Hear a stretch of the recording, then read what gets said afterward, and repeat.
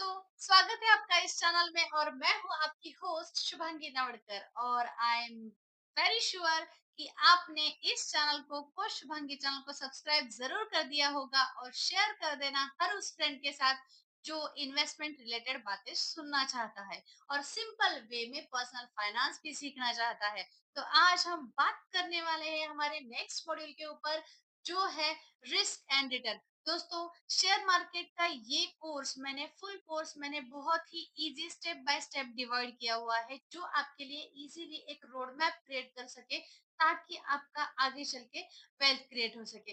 तो I hope कि ये हर किसी को शेयर कर देना जो भी इन्वेस्टमेंट के जर्नी में स्टार्टिंग कर रहा है, क्योंकि यहाँ पे बहुत सारे बड़े बड़े प्लेयर भी है जो आपको गाइडलाइन देंगे, टिप्स देंगे, लेकिन किसी के भी टिप्स के आधार पर न जाते हुए खुद का एक लर्निंग बेस बनाइए। और जब आप एक उसके बारे में बहुत कुछ सीख लेंगे तो आप खुद का एक अच्छा खासा पोर्टफोलियो बना सकते हो। मॉडल नंबर 6 वो है रिस्क एंड रिटर्न। तो यहाँ पे पहले तो understanding risk in the stocks, जो भी स्टॉक्स के अंदर जो रिस्क होती है वो समझना बहुत इंपॉर्टेंट है। मार्केट रिस्क यानी कभी भी मार्केट में अप्स एंड डाउन्स होते रहते हैं। तो इसके लिए क्या रीजन होते हैं? तो उसमें कुछ रीजंस होते हैं जो ग्लोबल इवेंट्स होते हैं, या फिर कोई भी इकोनॉमिकल क्राइसिस हो सकते हैं, या फिर ग्लोबल क्राइसिस होते हैं, जिसके कारण हमारे मार्केट में वोलेटिलिटी बनती है। कभी कभी पॉलिटिक्स भी होता है, कभी कभी सोशल इवेंट भी होते हैं, जिसकी वजह से मार्केट में अप्स एंड डाउन्स होते हैं। तो इसके लिए हमें समझना जरूरी है कि किसी भी टिप्स के आधार पर कोई भी डिसीजन न लेते हुए हमें मार्केट को अच्छे से समझना है। कब मार्केट में अप ट्रेंड है, कब मार्केट में डाउन ट्रेंड चल रहा है, और कब मार्केट में साइडवेज ट्रेंड चल रहा है, ये सब कुछ हमें मार्केट रिस्क समझने के लिए इम्पोर्टेंट है। अब देखिए दोस्तों, कभी कभी क्या होता है, मार्केट तो अच्छे से परफॉर्म कर रहा है, लेकिन कभी कभी क्या होता है, किसी भी एक पर्टिकुलर सेक्टर में डाउन आ जाता है, डाउन ट्रेंड आ जाता है। तो क्या होता है, वहां पे सेक्टोरल रिस्क होती है कि कोई सेक्टर मानो अब चल रहा है, लेकिन क्या इन द लॉन्ग रन वो चलने वाला है, मतलब 10 साल वही सेक्टर चलेगा? या फिर अभी देखिए, कभी कभी रिन्यूएबल एनर्जी सेक्टर है जो अभी के टाइम पे बहुत ज्यादा चल रहा है, ईवी सेक्टर है जो अभी के टाइम पे बहुत ज्यादा चल रहा है, और या फिर केमिकल सेक्टर है, या फिर फार्मास्यूटिकल सेक्टर है। तो ये सेक्टर है वो अभी बहुत ज्यादा चल रहे हैं, लेकिन क्या वो आगे चल के 10 साल में चलेंगे?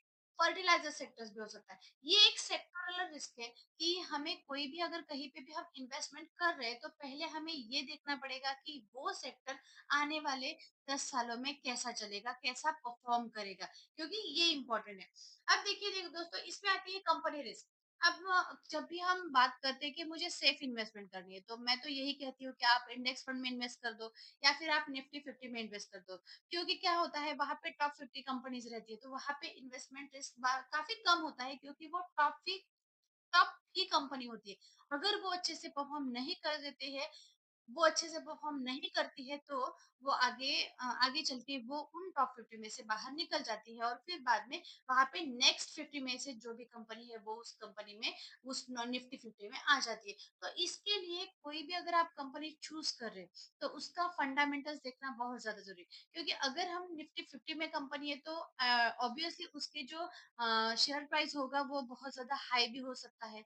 तो इसके लिए हमें अगर कोई भी कंपनी चूज करनी है, तो उनके फंडामेंटल्स जानना जरूरी है।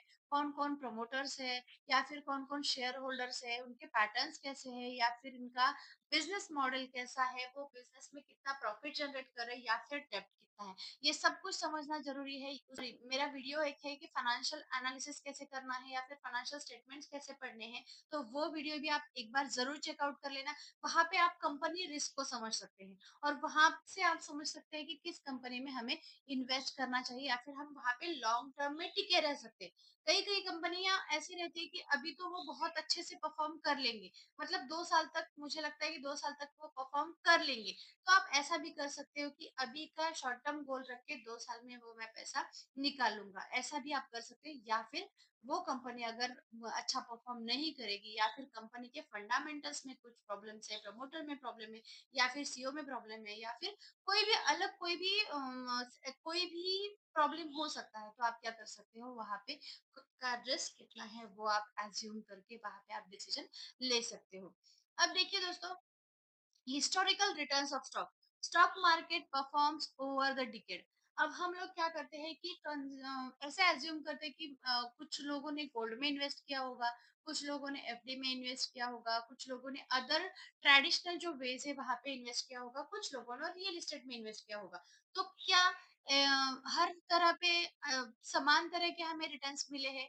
तो नहीं। हमें एवरी टाइम हर प्लेटफॉर्म पे हमें अलग अलग रिटर्न्स मिलते हैं, और उसी से स्टॉक मार्केट में बहुत अच्छा परफॉर्म किया है।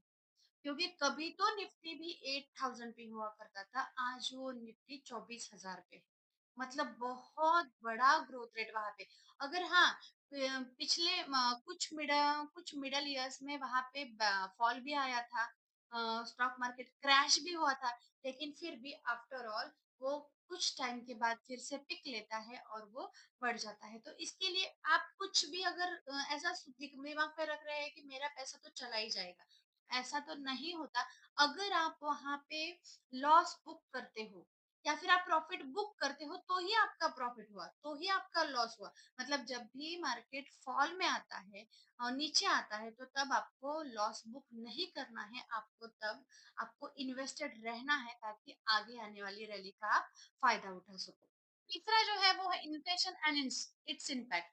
How inflation erodes purchasing power. देखिए दोस्तों, जब भी इन्फ्लेशन हमारा बढ़ता है वो 7% से बढ़ता है। मतलब अगर हम 100 रुपीज की कोई भी चीज 10 साल पहले ले सकते थे, तो क्या आज वो आप 100 रुपीज की ले पा रहे हो? नहीं ले सकते। यही है कि वो इन्फ्लेशन बहुत ज्यादा बढ़ रहा है।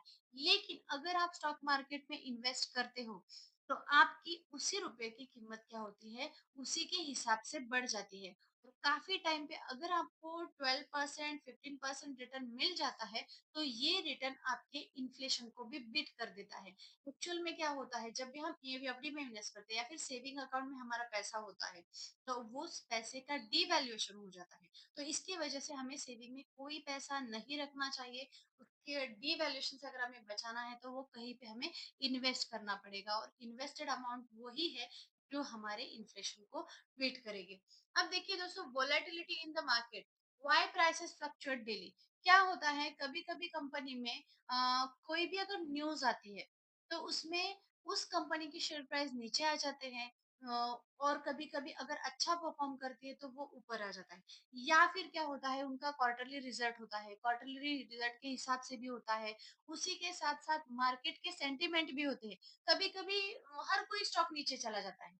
ये मार्केट के सेंटीमेंट होता है कि आज चलो निफ्टी 50 भी नीचे डाउन ट्रेंड में है, तो हर वो जो स्टॉक्स है वो नीचे ट्रेड करने लगते हैं। और कभी कभी क्या होता है, जो हमारे इन्वेस्टर है, इन्वेस्टर सेंटीमेंट के हिसाब से भी मार्केट काम करता है।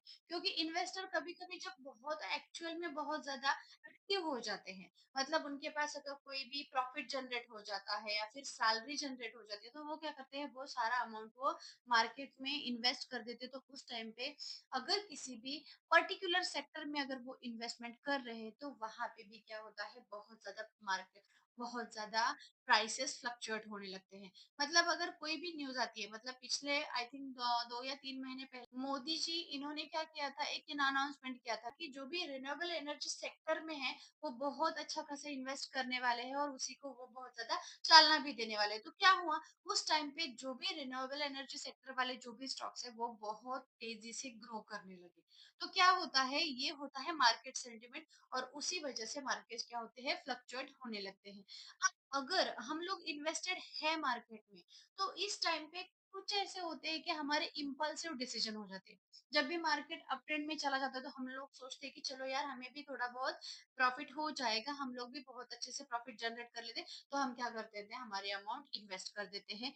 मे भी हो सकता है कि वो कंपनी बहुत महंगे प्राइस पे ट्रेड कर रही हो, लेकिन फिर भी क्या करते हैं, हम लोग इम्पल्सिव बाइंग कर लेते हैं, इम्पल्सिव डिसीजन ले लेते हैं।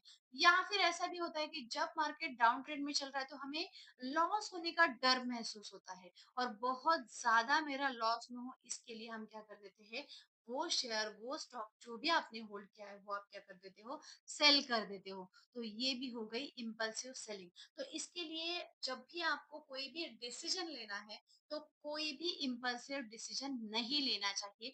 यही हमारे ये हमें इन्वेस्टमेंट में बहुत ज्यादा ये हमें इमोशंस मैनेज करना ज़रूरी है। अब रिस्क मैनेजमेंट में आपने डिटेल वीडियो बनाया हुआ है कि हम लोग रिस्क कैसे मैनेज कर सकते हैं, कैसे रिस्क होते हैं और हम किस टाइप के रिस्क ले सकते हैं या फिर हम कितना परसेंटेज उसमें रिस्क ले सकते हैं। ये सब कुछ हमने डिसाइड किया हुआ है, बात की हुई है, वो भी आप वीडियो एक बार देख लेना। लॉन्ग टर्म गोल हमने अगर आप लोग स्टॉक मार्केट में इन्वेस्टेड रहना चाहते हो या फिर आप बहुत ज्यादा वेल्थ क्रिएशन करना चाहते हो तो लॉन्ग टर्म गोल पे ही आपको फोकस करना पड़ेगा।